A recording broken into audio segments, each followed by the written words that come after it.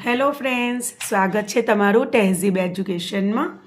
વાર્ષિક પરીક્ષા માટે જે વિકાસનું પરીક્ષાલક્ષી એસાઇનમેન્ટ 2026 આદર્શ પ્રશ્નપત્ર સહિત જે ધોરણ 9નું આવેલું છે તેમાં આજે આપણે ગુજરાતી વિષયના વિભાગ બીનું સોલ્યુશન જોવાના છે।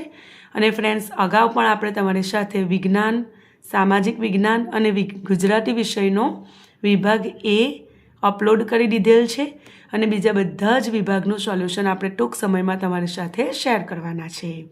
તો વિદ્યાર્થી મિત્રો, જો તમને વિડીયો ગમે તો લાઇક કરજો, તમારા ફ્રેન્ડ્સ સાથે પણ શેર કરજો। હજુ સુધી આપણી ચેનલને તમે સબસ્ક્રાઈબ ના કરી હોય તો જરૂરથી સબસ્ક્રાઈબ કરી લેજો, જે બિલકુલ ફ્રીમાં છે અને આવા તમને નવા અપડેટ પણ મળી રહેશે। તો ચાલો આપણે સોલ્યુશન શરૂ કરીએ। વિદ્યાર્થી મિત્રો, પેપર સ્ટાઇલ મેં તમને પહેલા વિભાગમાં જ્યારે સમજાવેલું ત્યારે જણાવી દીધેલી છે, એટલે આજે આપણે ડાયરેક્ટ વિભાગ બીનું સોલ્યુશન જોઈશું, જે પદ્ય વિભાગમાંથી પૂછાનાર છે અને એમાં પણ પહેલાં જોડકા યોગ્ય રીતે જોડવાના છે। તો 4 માર્ક્સમાં પૂછાનાર છે, તો એમાં પહેલાં કૃતિ અને તેનો સાહિત્ય પ્રકાર છે।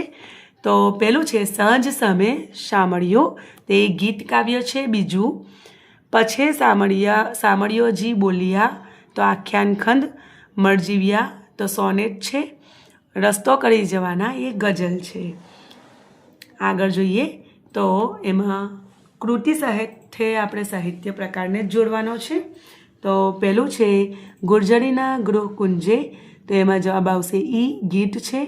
બીજું છે ગોડ માતાની ક્યાં, એ ઉર્મી કાવ્ય છે। ત્રીજું તેજમલ, તો એમાં જવાબ આવશે ક, લોકગીત અને લઘુ કાવ્યો, તેમાં દુહા, મસ્તક અને હાઈકુ, જવાબ આવશે। ચાલો હવે આપણે જોઈશું કર્તા અને એની સામે એનું ઉપનામ આપેલું છે, તો એને આપણે જોઈન્ટ કરવાનું છે। તો નરસિંહ મહેતા, તો આદિકવિ। ત્રિભુવનદાસ પુરુષોત્તમદાસ લુહાર, તો સુંદરમ। મકરંદ દવે, તો સાઈ। અમૃતલાલ લાલજીભાઈ ભટ્ટ, તો ઘાયલ। આગળ આપણે જોઈશું તો કમાં કર્તા, એની સાથે એની કૃતિને આપણે જોઈન્ટ કરવાની છે। તો પ્રેમાનંદ, પછી સામળિયોજી બોલિયા। નાથાલાલ દવે, તો કામ કરે ઈ જીતે। પૂજાલાલ, મરજીવ્યા અને મનોહર ત્રિવેદી, પપ્પા હવે ફોન મૂકું। તો હવે આપણે બમાં સોલ્યુશન જોઈશું, તો એમાં આપણને ખાલી જગ્યા પૂછાનાર છે। હવે ખાલી જગ્યામાં પ્રશ્ન 21, 22, 23, 24માં પૂછાવાનું છે। એમાં પહેલી પરીક્ષામાંથી આપણે પહેલાં સોલ્યુશન જોઈ લઈએ, પદ્ય વિભાગ 1, 3, 5, 7, 9 અને 11માંથી। તો એમાં પહેલું છે તારામંદરમાં જેમ ખાલી જગ્યા શોભે હેમે જડિંગ હીરો, તો આવશે જવાબ શશિયળ। બીજું આગળ ગોધન, પાછળ ખાલી જગ્યા મનમાં મોહ ઉપજાવે, તો જવાબ આવશે સાજન। આગળ જોઈશું વહાલાજીનું રૂપ રૂડેમાં વસ્યું, ખાલી જગ્યા તે ધસ્યું મારું, જવાબ આવશે મનડું। મળી જમતા ત્રણેય, ખાલી જગ્યા મને કેમ વિસરે રે, જવાબ આવશે ભ્રાત। પાંચમું પછી દારિદ્ર ખોવાદાસનું, ખાલી જગ્યા શ્યામે કરી, જવાબ આવશે સોમદ્રષ્ટિ। મહાકવિ પ્રેમાનંદ, ખાલી જગ્યા તરીકે પણ પ્રસિદ્ધ છે, જવાબ આવશે માણભટ્ટ। અહીં અમારા ખાલી જગ્યા કેરી વાદળીઓ વરસેલી, જવાબ આવશે યૌવન। અહીં શિયાળે ખાલી જગ્યા સગરી કોકિલ સુડી વસંતે, જવાબ આવશે તાપિયા। ખાલી જગ્યાને જોડે આ દુનિયા બદલવી, જવાબ આવશે બાવડા। 10મું માંગે છે દેશ આજ મહેનત, ખાલી જગ્યા તો મજિયારી। કવિ મકરંદ દવેનું ઉપનામ ખાલી જગ્યા છે સાઈ, આગળ પણ જોડકામાં આવી ગયું છે। કવિ પુત્રવધૂને ખાલી જગ્યા સાથે સરખાવે છે લક્ષ્મીજી। મારી ખાલી જગ્યા ભીતોને એના આંગણા, જવાબ આવશે અડવી। હૈયે હૂંફને ખાલી જગ્યાની આશ, જવાબ આવશે જીવતર। એ તો ઘરનું ખાલી જગ્યા ઘરની છાંયડી છત્તર, ખાલી જગ્યા મરજીવ્યા ડગ ભળંત ઉત્સાહના, જવાબ આવશે અટંક। 14 પંક્તિનું છંદોબદ્ધ કાવ્ય સ્વરૂપ, જવાબ આવશે સોનેટ। હવે દ્વિતીય પરીક્ષામાંથી જે ખાલી જગ્યા પૂછવાની છે પદ્ય 13, 15 અને 17માંથી. તો ખાલી જગ્યા મહી ડૂબીને સિંધુ તરી જવાના, તો જવાબ આવશે બિંદુ. મનમાં વિચાર શું છે? ખાલી જગ્યા કંઈ દીપક છે, તો જવાબ આવશે અવિરામ. એક ખાલી જગ્યા અમારું દુઃખ માત્ર દવા છે, જવાબ આવશે આત્મબળ. ચોથી ખાલી જગ્યા ચાંદ સૂરજને તાળા મળશે, ખાલી જગ્યા માણિક્ય, જવાબ આવશે આંખો. ભળિયા ઉનાળે ખાલી જગ્યા સખીની છાયા માણિક્ય, જવાબ આવશે પડબ. આગળ જોઈશું. એમાં ઓળી દીધો મેં, ખાલી જગ્યા, જવાબ આવશે સંસાર. 7મું મારા સપનામાં આવ્યા હળી, કાવ્ય ખાલી જગ્યા કાવ્ય સંગ્રહમાંથી લેવામાં આવ્યું છે, જવાબ આવશે 6 અક્ષરનું નામ. પદ્ય 19માંથી જોઈ લઈએ. તો વાત ટૂંકમાં કહેવા માટે દીકરી ખાલી જગ્યાનો ઉલ્લેખ કરે છે, જવાબ આવશે હાઈકુ.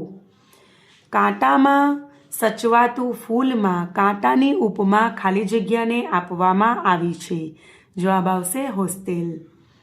દીકરી પપ્પાને ખાલી જગ્યા વાતનું માથું ન લગાડવાનું કહે છે, જવાબ આવશે મમ્મીની વાતનું. પદ્ય 21 એમાં પહેલું છે માથાનો અંબોડો દાદા ખાલી જગ્યા રહેશે રે, જવાબ આવશે મોડીડામાં. પગના ખાલી જગ્યા દાદા મોજડિયુંમાં રહેશે રે, જવાબ આવશે ત્રાજવા. પુરુષ હશે તો એના ખાલી જગ્યા મન મોશે રે, જવાબ આવશે બેરખ દે. સંધા સાથીદાએ જુમણા મુલમિયા રે, તેજમલ ઠાકોરિયાએ ખાલી જગ્યા મુલવિયા રે, જવાબ આવશે બેરખા.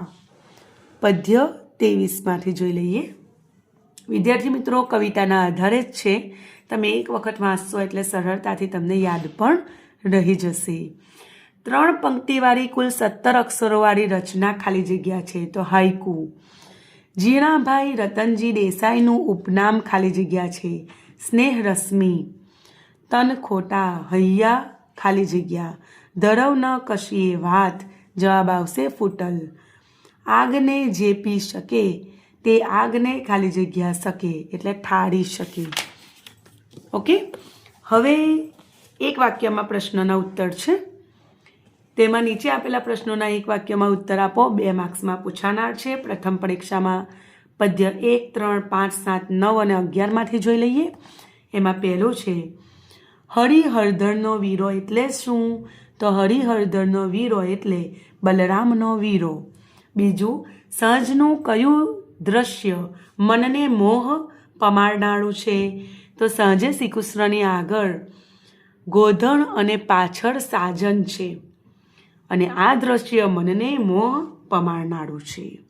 ત્રીજું, પછે સામળિયોજી બોલ્યા, આખું કાવ્ય કોના સંવાદ રૂપે આગળ વધે છે? તો પછે સામળિયોજી બોલ્યા આખું કાવ્ય શ્રી કૃષ્ણ અને સુદામા વચ્ચેના સંવાદ રૂપે આગળ વધે છે. ચોથું, આંખ અમારી ખુલી અહીં પહેલી, કહીને કવિ શું કહેવા માંગે છે? તો આંખ અમારી ખુલી અહીં પહેલી, કહીને કવિ કહેવા માંગે છે કે એમનો અહીં જ એટલે કે ગુજરાતમાં જન્મ થયો હતો. પાંચમું, કવિ નાથાલાલ દવેની દ્રષ્ટિએ આપણો દેશ આપણી પાસે શું માંગી રહ્યો છે? જવાબ આવશે આપણો દેશ આપણી પાસે સહિયારી મહેનતનું બળ માંગી રહ્યો છે. છઠ્ઠું, ઘરનું છત્તર બનવું એટલે શું? તો ઘરનું છત્તર બનવું એટલે ઘરના બધા સભ્યોને સાચવનાર બનવું. સાતમું, પુત્રવધુ એ કયા કુળની ઉજાડ્યા છે? તો પુત્રવધુએ પિયર અને સાસરી એમ બંને કુળને ઉજાડ્યા છે. આઠમું, મરજીવ્યાઓએ અગાધ જળમાં પ્રવેશ શા માટે કર્યો?